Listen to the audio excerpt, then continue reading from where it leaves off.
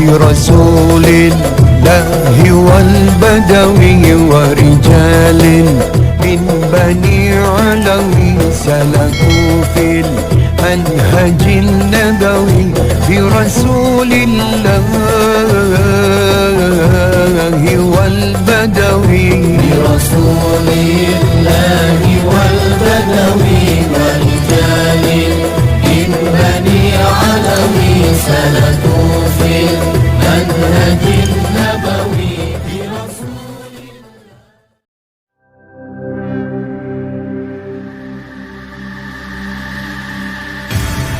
Islamic Brotherhood Television. Sebuah berita sekaligus akan kita kaji bersama terkait dengan tragedi KM50, di mana putusan pengadilan, tanda kutip saya beri nama pengadilan dagelan, atas tragedi KM50, tapi ada keputusan menarik di mana hakim memerintahkan agar mobil 6 syuhada dikembalikan kepada pemiliknya. Nah, kemudian para pengacara kita terus bekerja dan akhirnya kemarin malam berhasil mengambil kembali mobil 6 syuhada. Mobil itu akan kita simpan dengan baik karena itu termasuk barang bukti otentik atas terjadinya tragedi KM50, sekaligus fisik mobil tersebut akan memberikan jawaban untuk kita apa sebetulnya yang terjadi pada peristiwa tragedi KM50. Sementara ini mobil tersebut kita letakkan ada di depan majelis ini. Ini mobil yang digunakan oleh 6 syuhada. Saudara, mobil ini akan kita simpan dengan baik karena ini barang bukti, tidak boleh kita hilangkan, tidak boleh kita musnahkan. Dan pemilik mobil ini pun sudah secara lisan sejak jauh-jauh hari menyatakan ini diberikan, yaitu untuk kepentingan perjuangan penegakan keadilan. Jadi yang punya mobil ini tidak meminta mobil ini untuk kembali. Nah, karena itu kita amankan terlebih dahulu, nanti kita akan tempatkan di satu tempat untuk terus kita simpan. Sampai kapan? Sampai digelarnya pengadilan HAM untuk menegakkan keadilan bagi para 6 syuhada insya Allah.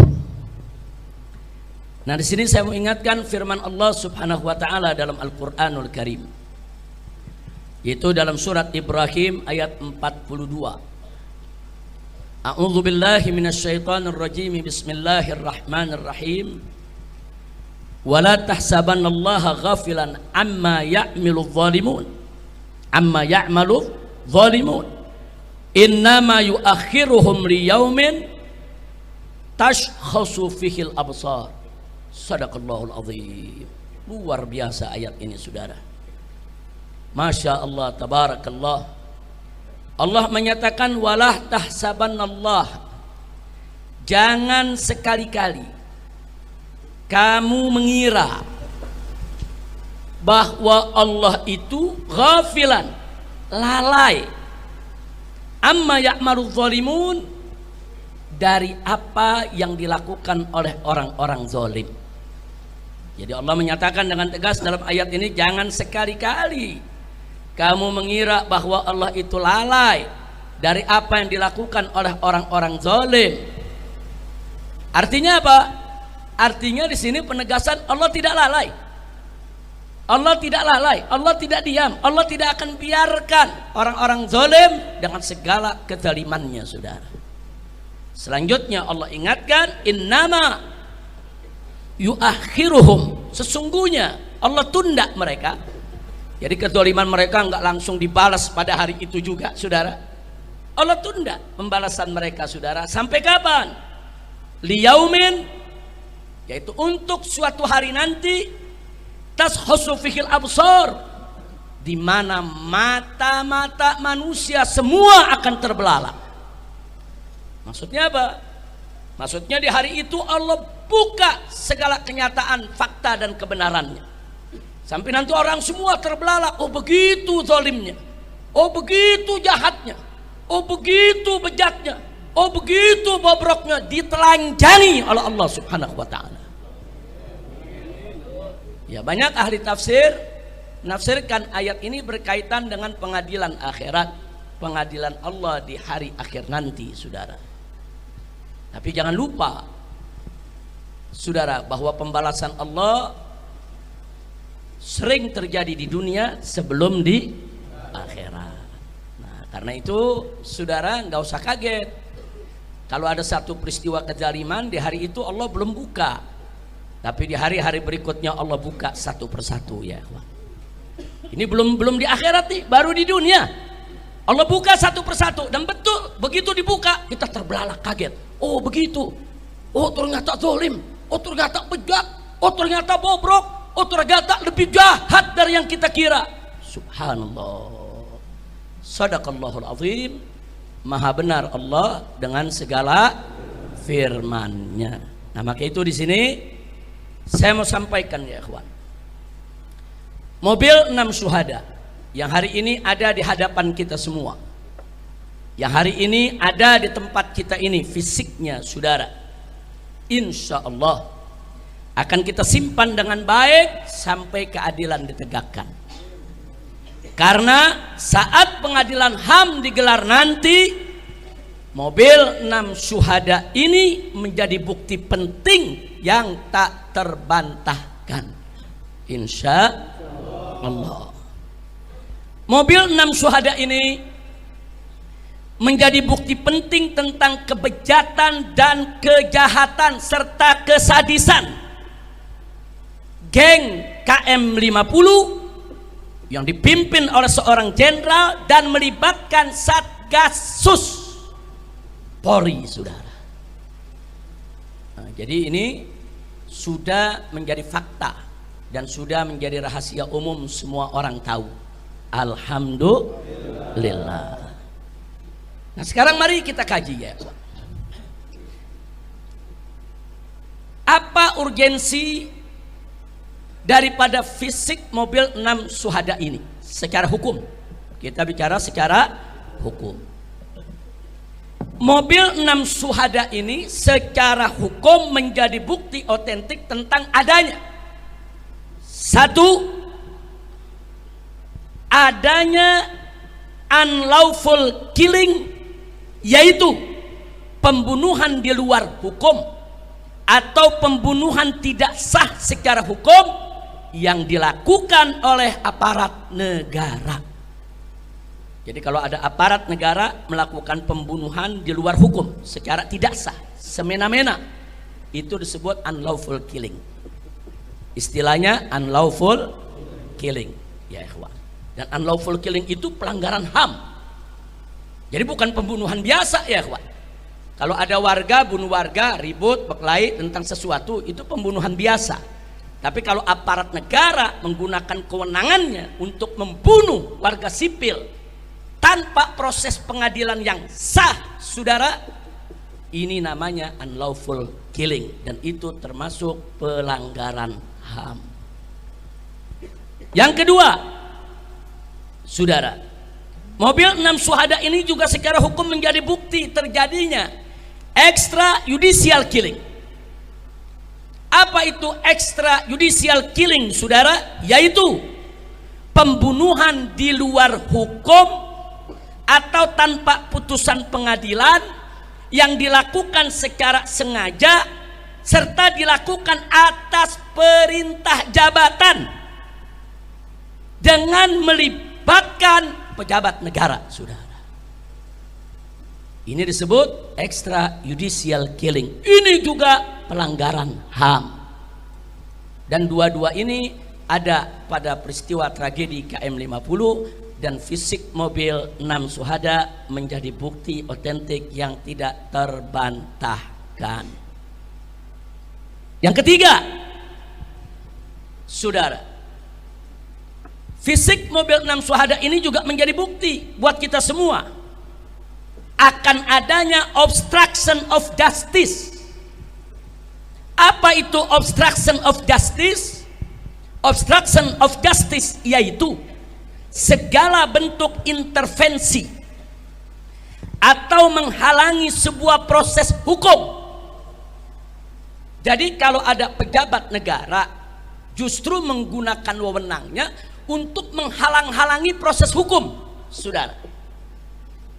Untuk melakukan intervensi, saudara. Untuk menutup kebenaran, merekayasa kejadian. Itu namanya obstruction of justice, dan ini juga pelanggaran HAM. Seperti apa? Kalau dalam KM 50 obstruction of justice, saudara, contohnya seperti pembongkaran lokasi TKP. Dalam suatu peristiwa pembunuhan, saudara, nggak boleh TKP dihilangkan, nggak boleh TKP itu dimusnahkan, saudara. Dengan diratakannya TKP, di sana ada terjadi, saudara, pejabat negara yang menggunakan wewenang untuk menghilangkan barang bukti, termasuk penghilangan CCTV. Itu juga termasuk obstruction of justice. Jadi kalau ada pejabat negara dengan sengaja menghilangkan, melenyapkan, menyembunyikan, menghapus CCTV yang menjadi bukti atas terjadinya suatu kejahatan, itu adalah obstruction of justice, dan itu juga pelanggaran HAM. Seperti apa lagi? Seperti pemaksaan warga yang ketika itu hadir ikut merekam kejadian apa yang terjadi di KM 50, saudara. Kemudian dipaksa untuk menghapus isi rekamannya. Itu juga merupakan, saudara, aparat menggunakan wewenang untuk menghilangkan barang bukti. Nah, kenapa harus dihapus? Karena rekaman warga itu dan CCTV itu menjadi bukti bahwa 6 laskar FPI, 6 pengawal kami saat di KM 50 6-nya masih hidup. Bukan sudah mati, saudara. Nah, jadi bukti ini semua dihapus. Jangan sampai ada bukti kalau di KM 50 semua masih hidup. Seolah-olah 6-6-nya mati dalam tembak-menembak dengan petugas. Ini namanya membuat skenario untuk merekayasa kasus, saudara. Tapi gagal. Kenapa? Ternyata banyak warga memberikan kesaksian, saudara. Dan itu direkam oleh Tempo, dibuat film bagaimana warga memberikan kesaksian bahwa 6 laskar FPI masih hidup. Hanya yang 2 terluka, digotong, sedangkan yang 4 masih sehat, segar, bugar. Nah, jadi mereka berusaha untuk menghilangkan bukti, ternyata Allah jaga, buktinya masih ada, ya. Nah, jadi sekali lagi, upaya menghilangkan bukti semacam ini termasuk obstruction of justice. Baik, sekarang kita lanjutkan yang keempat. Yang keempat adalah abuse of power. Apa itu abuse of power? Yaitu penyalahgunaan wewenang oleh aparat atau pejabat negara, mulai dari pengintaian dan penguntitan serta penyergapan tanpa izin pengadilan, sampai tindakan pembunuhan dan penghilangan barang bukti. Ini semua, saudara, mulai dari kita katakan unlawful killing, extrajudicial killing, obstruction of justice, ini semua merupakan bentuk daripada abuse of power, penyalahgunaan wewenang. Karena mereka menjadi pejabat negara, saudara, disumpah untuk apa? Untuk melindungi negara, melindungi rakyat, saudara, bukan untuk menculik, membunuh atau membantai mereka, saudara. Ini namanya abuse of power.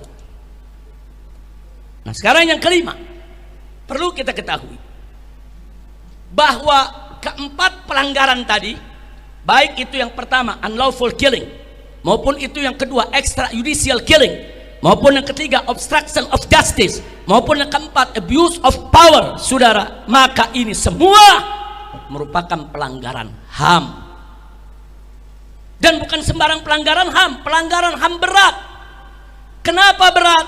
Karena tadi ada 4 norma yang dilanggar yang telah menyebabkan 6 warga sipil tidak bersalah kehilangan nyawa. Diperlakukan secara keji, biadab, melanggar hukum, sehingga mereka harus diseret ke pengadilan HAM seluruh geng KM50 yang terlibat di dalam pembantaian KM50. Nggak boleh dibawa ke pengadilan biasa, saudara.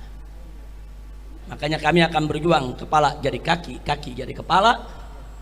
Peristiwa tersebut harus dibawa ke pengadilan HAM. Tidak berhasil di rezim ini akan berganti insya Allah. Mudah-mudahan kita dapat rezim yang baik, rezim yang akan menegakkan hukum, rezim yang akan memberikan keadilan kepada rakyat. Amin ya rabbal alamin. Tidak dapat kita keadilan di dalam negeri, jangan putus asa. Masih bisa kita angkat ke forum-forum luar negeri, saudara.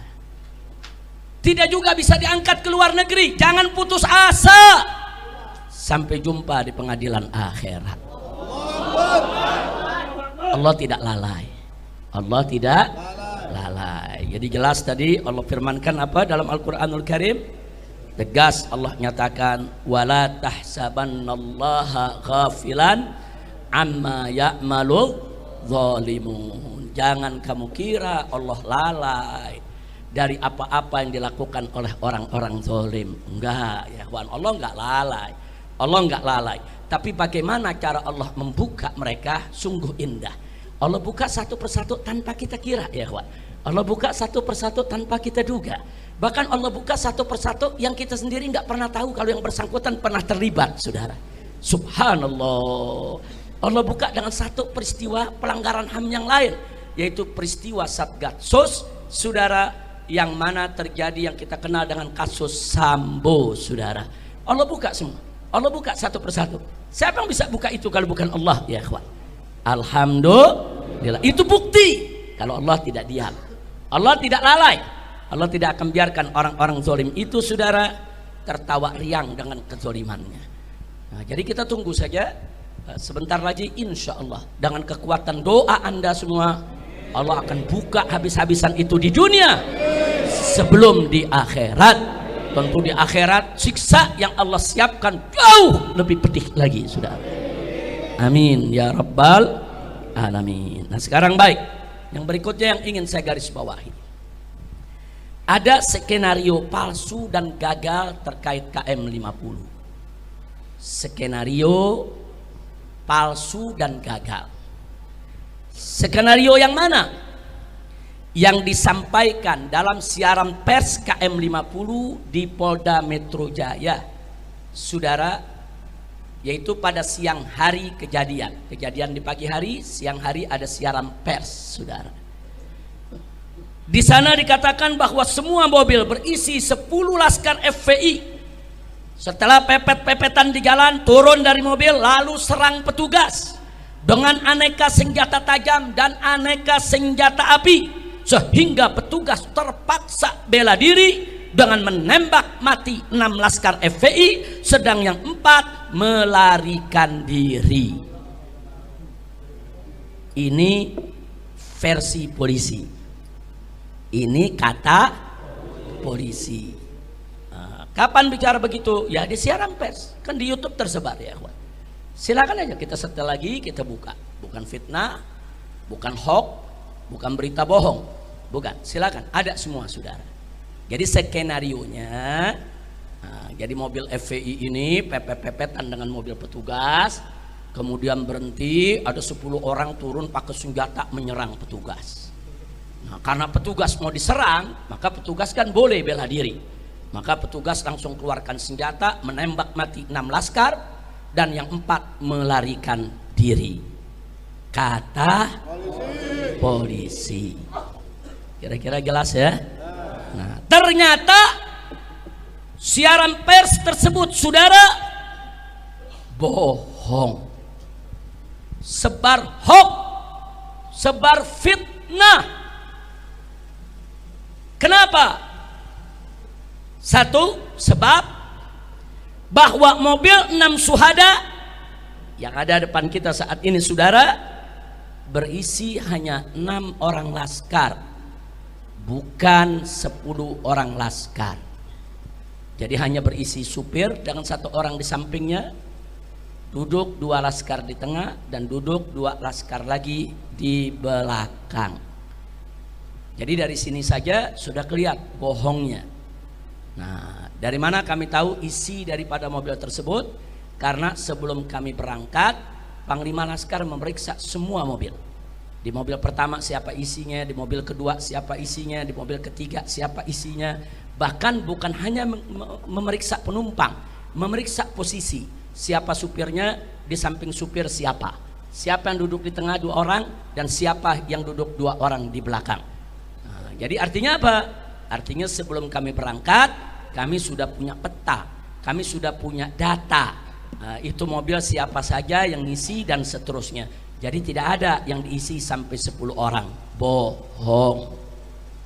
Nah, baik, yang kedua, bahwa 6 syuhada tidak bawa senjata tajam, apalagi senjata api.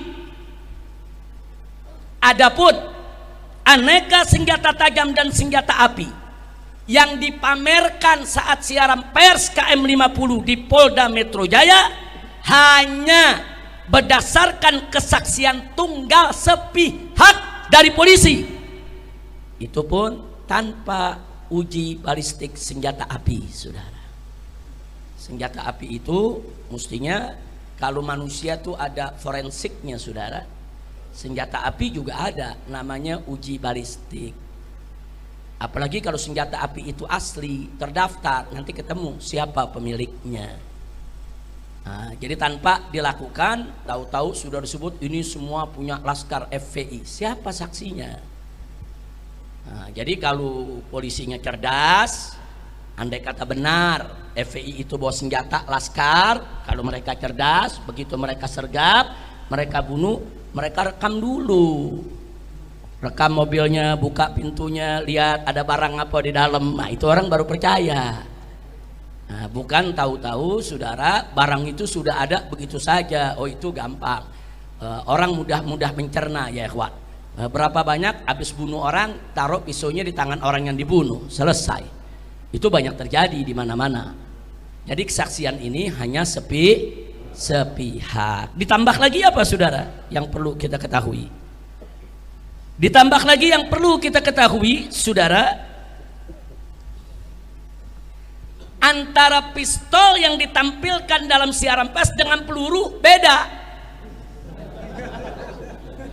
Ini kan lucu saudara. Pistolnya revolver yang berisi 6 peluru itu ya ikhwan, pelurunya orang tahu. Tapi peluru yang ditampilkan itu peluru senapan sergap semua. Apa memang FPI punya ilmu? Pistol revolver pakai apa aja bisa? Atau Laskar FPI punya ilmu, mungkin pistol mana saja pakai batu pun bisa. Nah, jadi cerdaslah. Ngebohong itu kan perlu cerdas juga ya ikhwan. Iya, ngebohong juga perlu cerdas. Ini udah ngebohong bodoh lagi. Kira-kira jelas?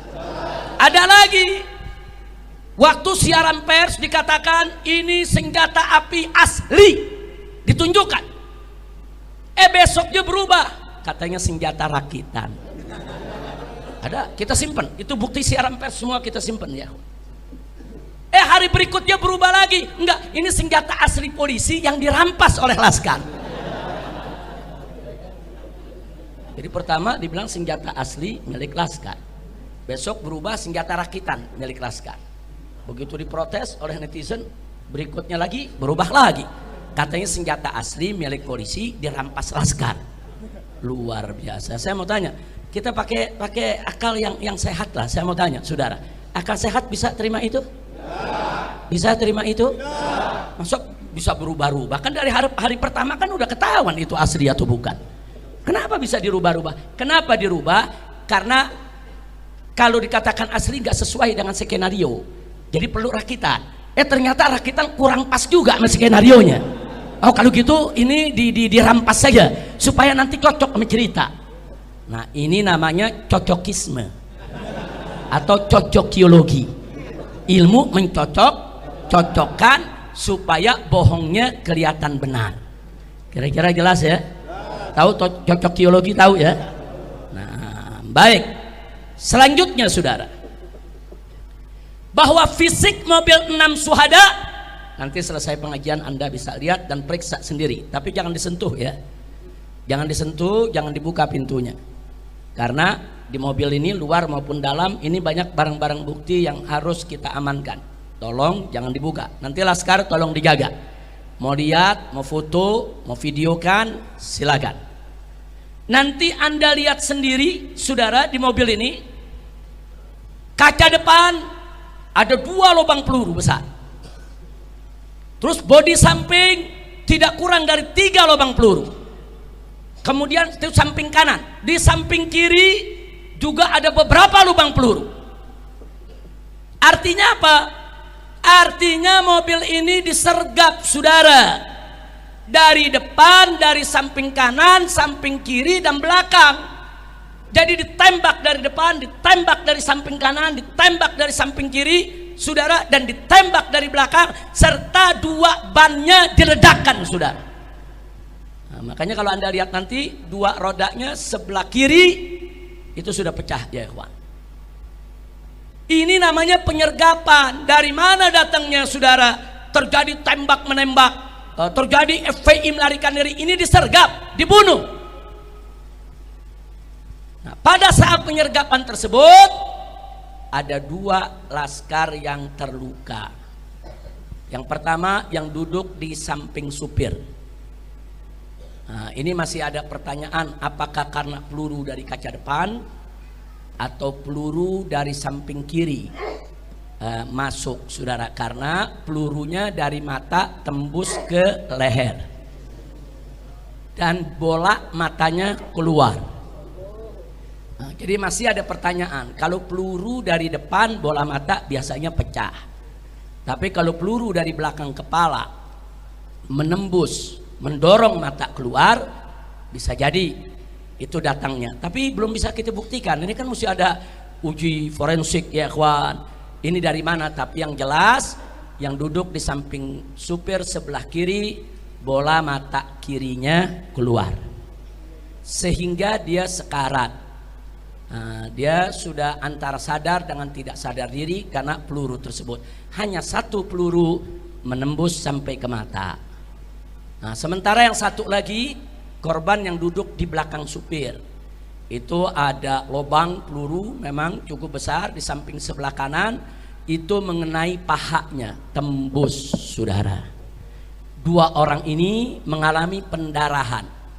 Nah, karena di daerah paha itu ada urat besar, itu kalau udah mengeluarkan darah nggak gampang terhenti saudara.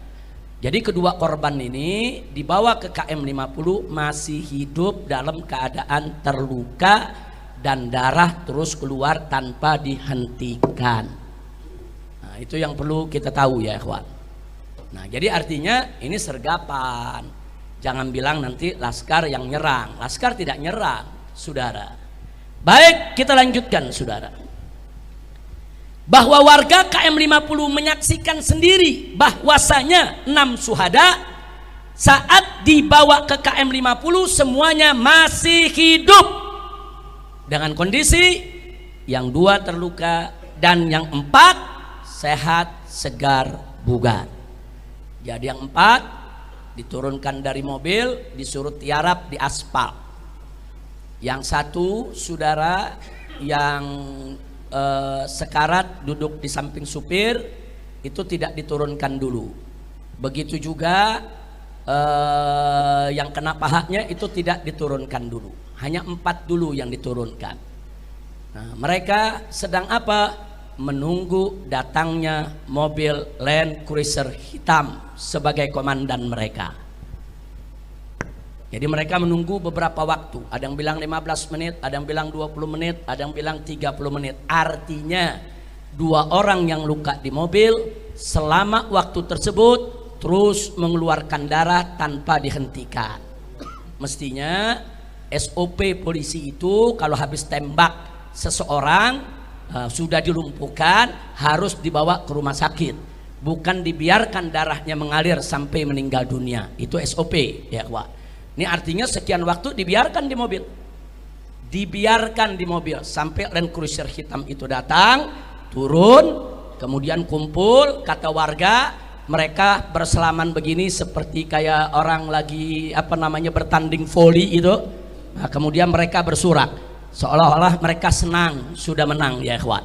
Nah, dari situ si komandan memberikan arahan, baru yang di mobil 2 digotong dipindahkan ke mobil lain, dan yang 4 juga dimasukkan ke mobil yang lain, saudara. Artinya garis bawahi, 6-6-nya masih hidup saat ada di KM 50, saudara. Baik, kita lanjutkan, saudara.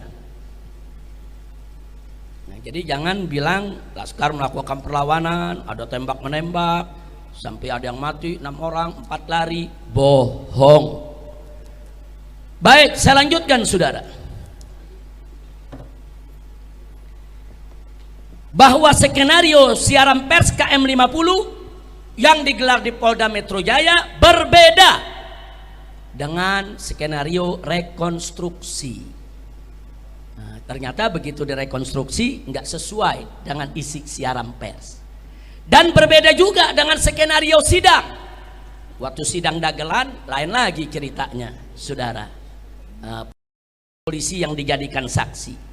Nah, di mana menurut sidang, saudara, menurut polisi pelaku katanya di sidang, saudara, bahwa 2 laskar FPI yang terluka meninggal saat dilarikan rumah sakit akibat kehabisan darah.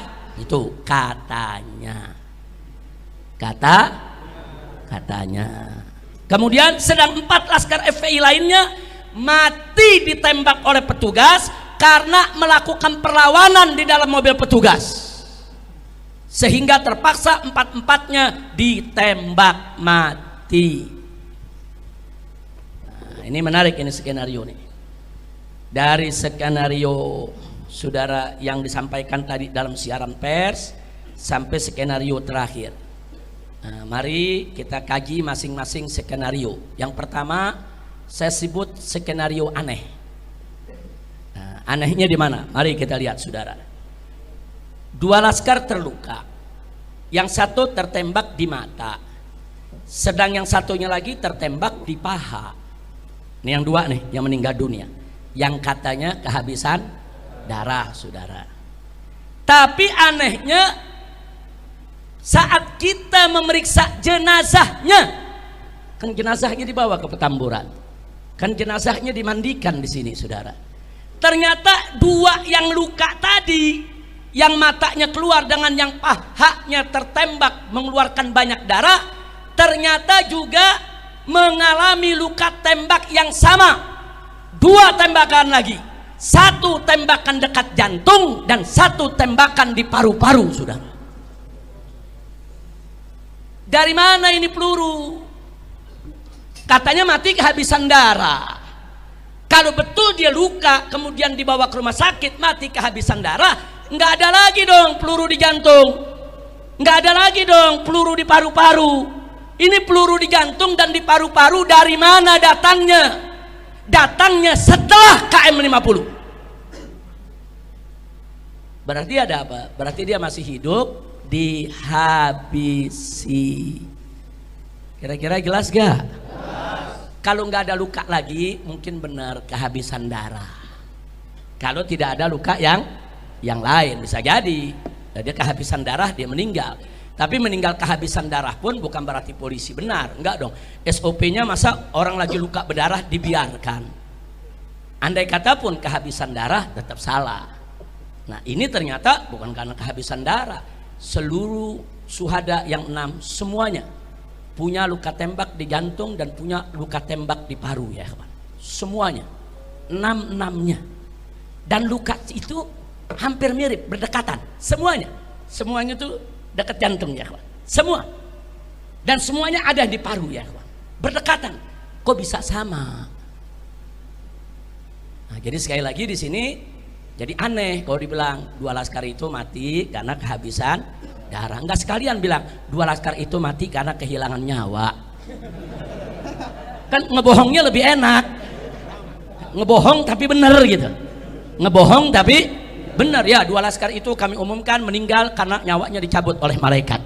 Sekalian aja bikin laporan begitu. Kan Kan kita mencari penyebab kenapa meninggal dunia. Oh, karena darahnya keluar. Betul. Kenapa darahnya keluar? Karena ada luka tembak. Betul. Kalau biasanya kalau tahanan atau tangkapan ditembak keluar darah, langsung dibiarkan atau dibawa ke rumah sakit? Bawa ke rumah sakit dong. Kenapa dibiarkan sampai meninggal kehabisan darah?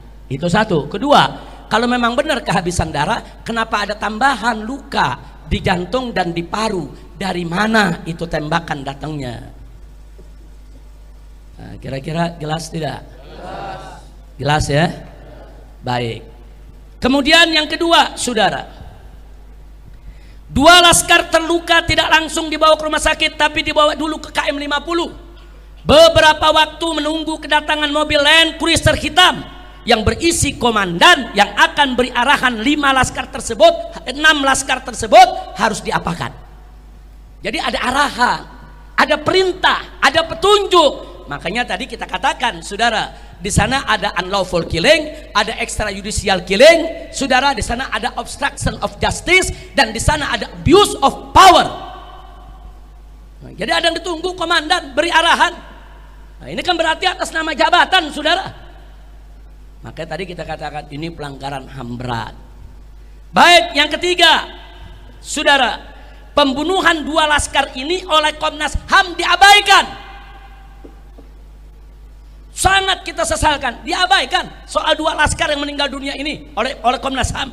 Bahkan oleh polisi, kedua korban tersebut dijadikan sebagai tersangka penyerangan petugas. Lalu dalam sidang dagelan KM 50, soal 2 orang ini tidak diungkap lagi, saudara. Makanya sidang dagelan KM 50 hanya mengadili soal pembunuhan terhadap 4 laskar. Nah, kenapa yang 2 tidak diungkap? Karena mereka takut kalau yang 2 diungkap ketahuan. Nah, kalau mereka bilang ini karena luka tembakan di mata dan paha, lalu dari mana itu luka tembakan di jantung dan di paru? Kalau dikatakan oh itu luka sudah ada dari sebelumnya, oh kalau luka dari ada sebelumnya, kenapa kedua-duanya masih hidup di KM 50? Masih hidup di KM 50. Banyak saksi yang datang, saudara, banyak saksi yang memberikan yaitu kesaksian. Nah, karena takut kebongkar, ini ditutup. Komnas HAM tidak mengupas, pengadilan tidak menyidangkan. Makanya disebut skenario aneh yang gagal. Alhamdulillah. Baik, sekarang yang kedua. Ini skenario aneh yang kedua, saudara. Kata polisi. Kata siapa? Polisi. 4 laskar yang hidup di KM 50 itu dimasukkan ke dalam mobil petugas, didudukkan di kursi paling belakang tanpa diborgol. Di tengah jalan 4 laskar ini menyerang petugas yang ada di depannya, ya, yang mengawal, yang menjaga, sehingga polisi yang ada duduk di depan itu panik, terpaksa bela diri, 4-empatnya ditembak mati, dan 4-empatnya lukanya hampir sama. Saking jagonya ini petugas, 4-empatnya ditembak di jantung, 4-empatnya ditembak di paru. Nah, ini Jenggo juga kalah, saudara. 4 orang bergumul, saudara, dengan polisi yang ada di tengah bergumul begitu ya, ikhwan. 4-4 bisa mati dengan luka tembak yang sama. Masuk di akal? Masuk di akal? Wah, polisinya nggak luka, lecet enggak? Luar biasa. Ngebohongnya kurang cerdas, ngebohongnya kurang cerdas, ngebohongnya agak bodoh dikit. Kayaknya bukan dikit, banyak bodohnya. Kira-kira jelas ya? Nah, sekarang mari kita kuliti ya, kawan, soal pernyataan ini, saudara. 1, bahwa SOP kepolisian, saudara, itu semua orang tahu, saudara. Setiap ada tangkapan atau ada tahanan yang dibawa oleh mobil petugas, saudara, 1 harus diborgol atau diikat tangannya, saudara. Nggak boleh nggak diborgol. Itu menyalahi SOP. Yang kedua, saudara, duduknya di kursi tengah dan diapit oleh petugas. Nggak boleh duduk di samping supir. Nggak boleh duduk di belakang, saudara, di belakang petugas. Nggak boleh, berbahaya dong, bisa menyerang petugas. Kalaupun ada yang duduk di belakang petugas 1, di kiri kanannya harus ada petugas, saudara. Ini bisa-bisanya 4-empatnya nggak diborgol, 4-empatnya duduk di belakang, saudara, petugas. Masuk di akal? Jadi dari segi SOP nggak benar. Saya buktikan. Saya beberapa kali dibawa dari rutan Mabes Polri. 2 kali karena saya sakit, saya dibawa ke rumah sakit. Keluarga saya nggak boleh semobil dengan saya, nggak boleh. Saya dibawa dengan mobil, saudara, sejenis Innova, saudara. Saya duduk di kursi tengah dan di tengah-tengah. Yang bawa mobil polisi, yang duduk di samping supir juga polisi, semua bawa senjata, saudara. Kemudian yang duduk di samping kanan saya polisi, di kiri saya polisi. Dan yang duduk paling belakang sekali juga 2 orang polisi. Ini saya sakit, bukan habis perang sama polisi, bukan, sakit. Dikawalnya begitu, saudara. Dikawalnya seperti itu tuh, sakit. Nah sekarang bayangkan ada 4 laskar yang katanya habis tembak menembak dengan polisi. Habis tembak menembak, ribut, saudara, sampai jatuh 2 korban. Kemudian polisi letakkan dia di mobil kursi belakang, gak diborgol. Ada yang percaya? Ada yang percaya? Saya tanya, kalau habis tembak-tembakan berarti bahaya gitu. Kalau habis tembak-tembakan berarti itu laskar kategorinya bahaya tidak? Harus tidak diborgol. Apa boleh dilepas di kursi paling belakang? Nggak boleh, saudara. Kenapa ini nggak diungkap? Ini mestinya, saudara, jangan ungkap, nggak ada alasan. Ini SOP, saudara. Kalau mereka katakan, oh kami kekurangan mobil, kami kekurangan petugas, panggil petugas lain, datang bawa borgol, datang bawa mobil tahanan, saudara. SOP. Yang sakit bawa ke rumah sakit, yang luka bawa ke rumah sakit untuk diobati. 4 sehat, segar, bugar, harus diborgol dan harus, saudara, dimasukkan ke mobil, tidak boleh duduk paling belakang. Kenapa nggak dilakukan? Jadi dari sini kelihatan bohong. Jadi kalau yang tadi bohong, yang ini super bohong, saudara. Super bohong. Nah kemudian, saudara, coba bayangkan, laskar habis tembak-tembakan, ditaruh di kursi belakang, 4 tidak diborgol, kemudian langsung menyerang petugas yang ada di depannya. Kira-kira petugas akan luka ya? Tapi ya petugas nggak luka. Kira-kira ada yang dicekek gitu? Enggak, petugas nggak ada luka. Petugasnya saking jagonya, lebih jago dari jenggo, langsung keluarkan pistol, tembak dada masing-masing, dar, mati. Tambah lagi parunya, dar. Ini yang lu tembak patung apa laskar? Nggak, kira-kira jelas gak? Saya mau ajak berpikir normal, pakai akal sehat. Masuk di akal, saudara? Masuk di akal? Nggak masuk di akal, jangan bohong lah. Baik, andai kata benar, saudara, laskar itu nyerang, laskar ditembak, saudara, andai kata benar. Lalu dari mana luka bakar? Apa di mobil dibakar juga untuk bela diri? Ada luka bakar kok. Di pengadilan Habib Bahar, fakta persidangan, salah satu ahli forensik mengatakan, saudara, sesuai dengan foto yang diabadikan daripada luka-luka 6 jenazah, mereka mengatakan ini luka bakar, bukan memar. Ini bukan biru karena mayat, bukan. Ada mayat yang membiru, ada, saudara. Tapi luka membiru dengan luka memar dengan luka bakar itu beda. Ini luka bakar. Itu luka bakar datangnya dari mana? Apa habis ditembak 4-4-nya mati terus di mobil dibakar begitu? Nah jadi kita mau tahu, ini semua mesti dijelaskan. Kira-kira jelas tidak? Paham tidak? Yakin? Baik. Nah jadi di sini, saudara, dan gak sampai di situ, saudara, dalam pergumulan di dalam sebuah mobil yang luar biasa itu, saudara. Nah, saya mau tanya, kira-kira supir panik gak? Panik. Kira-kira kalau supir panik itu mobil bisa goyang gak tuh? Ada yang berantem 4 orang, nyerbu petugas, mobil goyang gak? Nah ini berdasarkan saksi dari orang yang mengikuti mobil tersebut, nggak ada itu mobil goyang, nggak ada tanda-tanda, nggak kedengeran itu suara tembakan dari mobil itu, saudara. Karena ada petugas sipil yang memberikan kesaksian yang memang mengikuti mobil tersebut, saudara. Nah jadi ini mesti dibuktikan, jangan ngebohong, jangan. Nah, karena itu kepada Kapolri yang saat ini sedang getol-getolnya membersihkan Polri dari petugas-petugas oknum-oknum yang bejat, kami minta supaya KM 50 ini segera diusut kembali. Sudahlah, Bapak Kapolri tidak usah melindungi game KM 50. Jangan, Pak. Nanti Bapak nggak terlibat jadi terlibat. Hati-hati, Pak. Lebih baik ini segera diselesaikan demi kebaikan Polri sendiri. Jangan oknum-oknum Polri yang bejat, yang suka membunuh, menyiksa, merekayasa kasus dibiarkan. Jangan, Pak. Ini berbahaya. Nanti masyarakat makin lama makin nggak percaya kepada polisi. Betul? Maka itu saya mendukung pernyataan Kapolri di depan Komisi 3 DPR RI. Kalau ada novum baru, kami akan buka kembali kasus KM 50. Nah sekarang novum barunya sangat banyak, Pak. Salah satunya adalah tolong dicarikan di mana CCTV KM 50. Karena yang menyitanya adalah orang Bapak, yang menyitanya adalah petugas, yang menyitanya adalah polisi.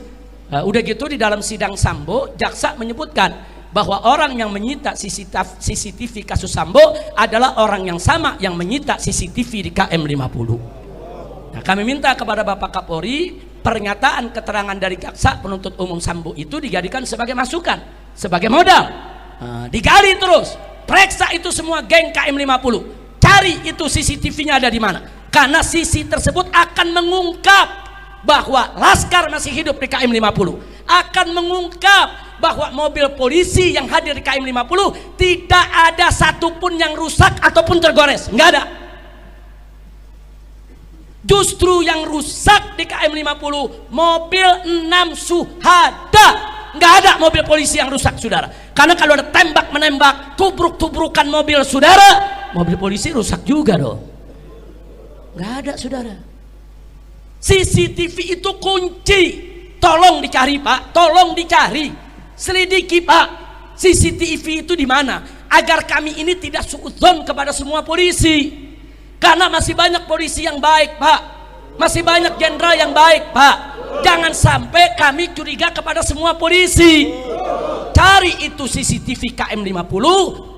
Buka di depan publik, depan masyarakat, di sana akan kelihatan siapa itu isi daripada mobil Land Cruiser hitam, siapa itu komandan yang memberikan arahan, dan itu menjadi bukti bahwa 6 Laskar masih hidup. Dan CCTV itu nggak sampai di situ. Saat Laskar keluar dari pintu tol Kerawang Timur, itu terekam CCTV. Saat Laskar ditembaki depan hotel Novotel, saudara, itu juga ada CCTV di hotel tersebut. Itu juga tolong CCTV-nya diamankan. Begitu juga saat mobil dipaksa masuk kembali ke pintu tol Kerawang Barat, di situ juga ada CCTV. Bagaimana kondisi mobil saat masuk? Apakah bannya sudah pecah atau belum? Apakah sudah terluka atau belum? Sehingga jelas di mana tembakan itu terjadi. Dan sepanjang tol semua ada CCTV-nya. Dan di CCTV itu terlihat siapa saja petugas, saudara, yang hadir di KM 50. CCTV itu nggak boleh dihilangkan. Maka itu kita minta tolong Pak Sigit, tolong Pak Kapolri, dengan hati yang tulus, dengan kecintaan kami sebagai rakyat kepada institusi kepolisian. Karena nggak mungkin kita hidup tanpa polisi, nggak mungkin, saudara. Berbahaya sekali Indonesia hidup tanpa polisi. Tapi hidup dengan polisi bejat lebih berbahaya, saudara. Maka itu kita minta kepada Bapak Kapolri, kami dukung Bapak, kami dukung kepolisian. Yuk kita bersihkan Polri dari seluruh oknum-oknum yang bejat, dari seluruh oknum-oknum yang zalim. Nah, kami tidak mau menuduh, Pak. Baik, kita nggak usah nuduh, Pak. Ayo kita keluarkan aja CCTV-nya. Nanti kan ketahuan, Pak, siapa yang terlibat di situ. Siapa itu yang ada di Land Cruiser hitam.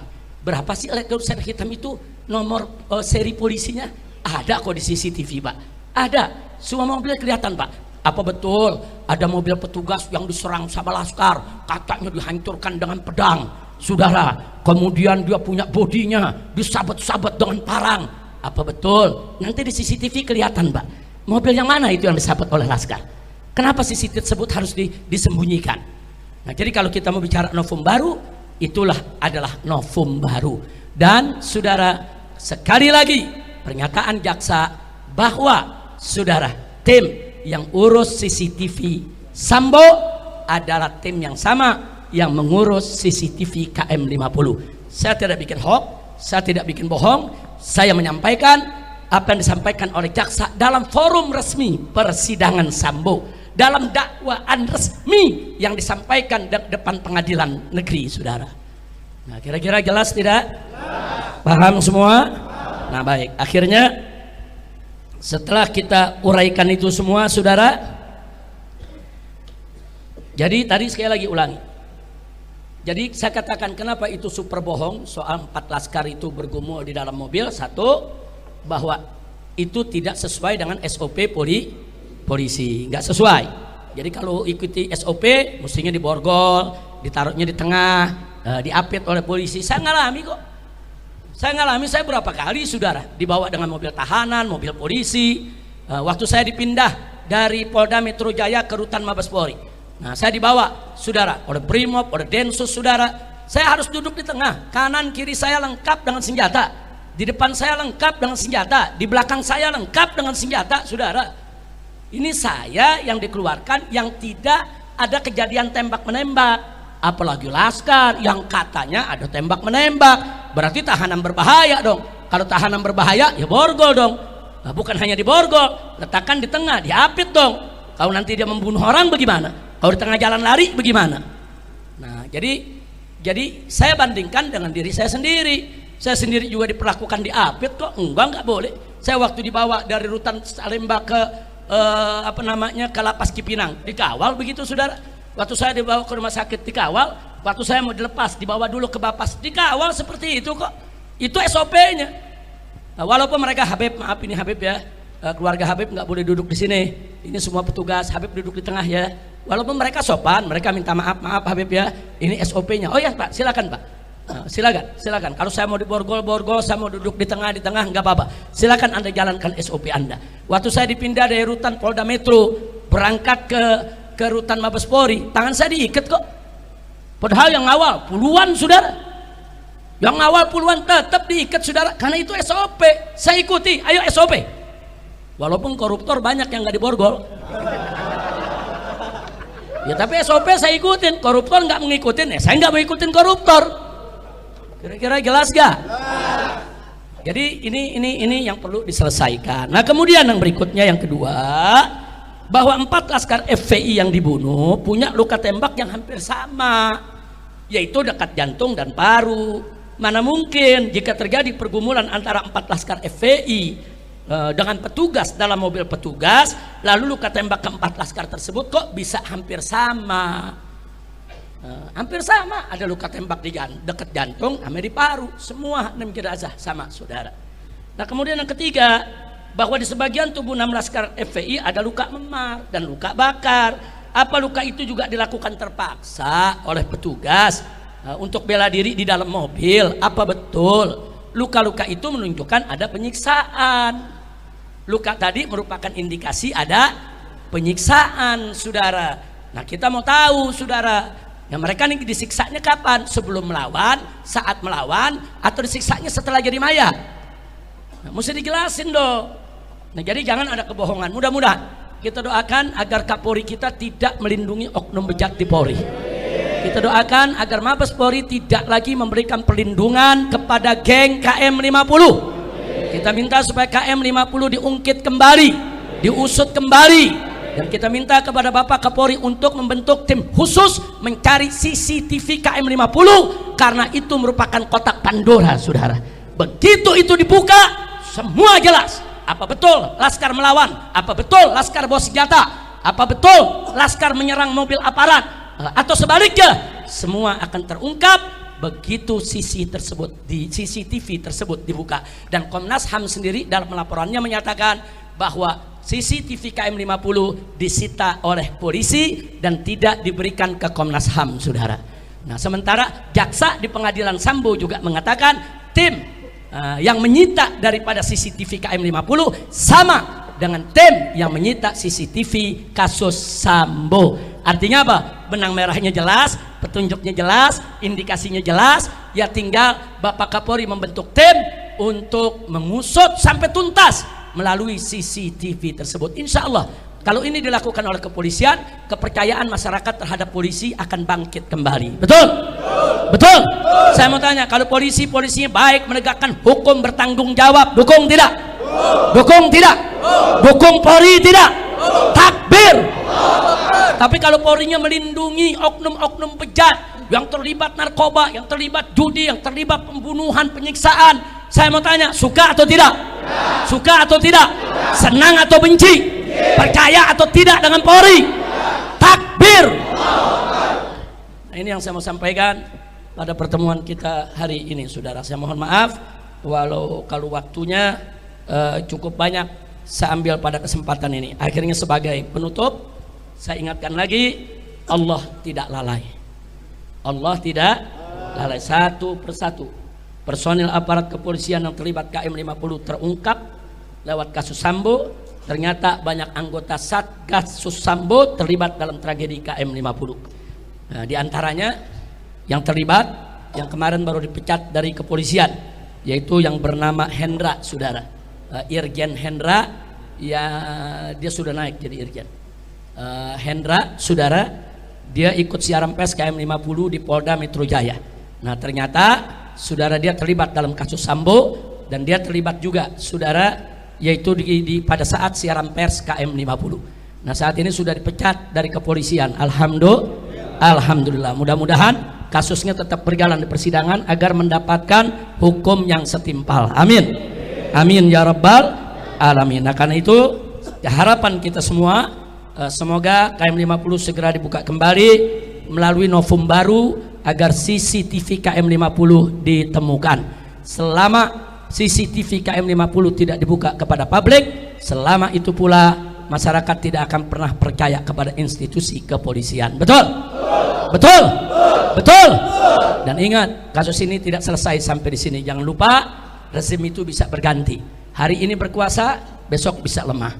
Pada saat rezim ini berganti dengan pemimpin yang baik, yang jujur, yang amanat, yang mau menegakkan hukum, maka semua akan lebih, yaitu akan lebih banyak lagi yang bisa dibuktikan akan kebobrokan kebejatan para pelaku. Nah, sebelum saat itu datang, lebih baik saat ini kita selesaikan secara bersama-sama. Nah, jadi mana yang betul-betul kesalahannya berat, hukum yang berat. Mana kesalahan-kesalahan yang kecil, hukum sesuai dengan kesalahannya.